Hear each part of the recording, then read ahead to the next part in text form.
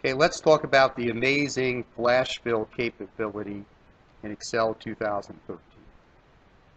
So this won't work if you don't have Excel 2013 or newer like Office 365. So the file is flash fill template. And so basically it's a form of artificial intelligence that guesses what you want to do with text functions if you give it Excel enough examples. And then as soon as you see Excel filling in the column, you should hit enter. So here I have a bunch of people's names, and I want to extract their first name and their last name.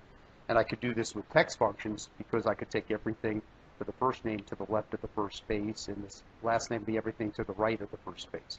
But let's just type in Tricia, Will, and then I hit enter. I'm done. Let's type in Lopez, Juan, hit enter, I'm done. Now, the advantage of this is it's so easy. The disadvantage is if you change the source data or add new data, it doesn't update automatically.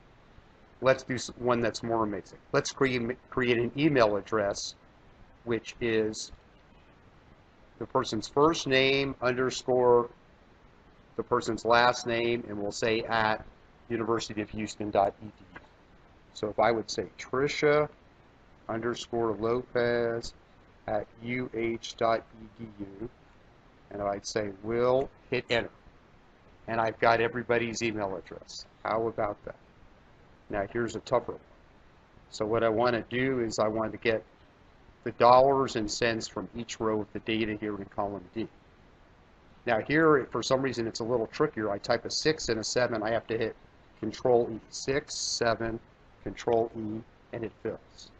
And similarly, if I would do the cents, it doesn't always work, because sometimes you have a lot of examples. 56, 43, Ctrl+E, and it fills. Okay, pretty amazing. So if you have Excel 2013, I urge you to use flash fill, especially if you're limited on time. But don't expect when you add new data or change the original data that flash fill will pick up what you need. But it's an amazing, amazing feature. When it works, you're so thankful.